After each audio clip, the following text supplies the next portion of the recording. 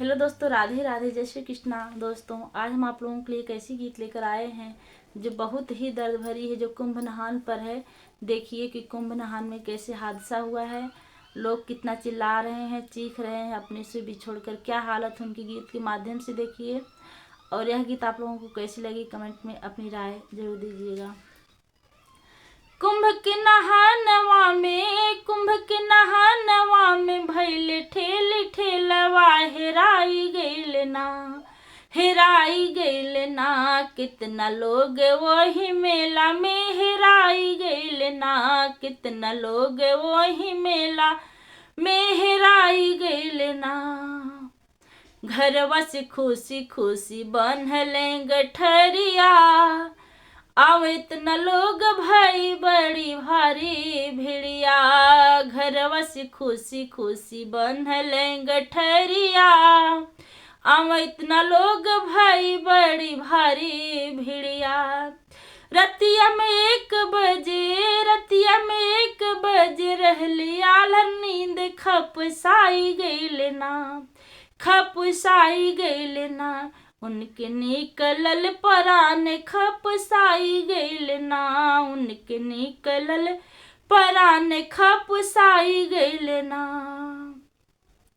भाई बंधु सखा सगा साथी रोम पीटी छतिया भाई बंधु सगा साथी रोम पीटी छतिया कैसे बताए मुँह आवे नाही बतिया।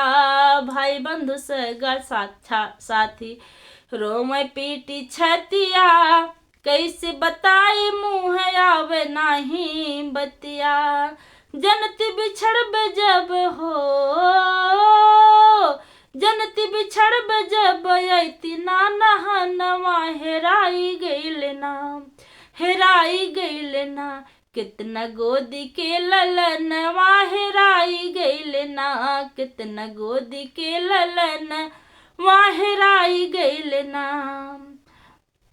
कितना लोगन वहाँ घायल हो गइले कितना लोगन के परान चली गइले कितना लोगन वहाँ घायल हो गइले कितना लोगन के परान चली गइले। इतना भारी दर्द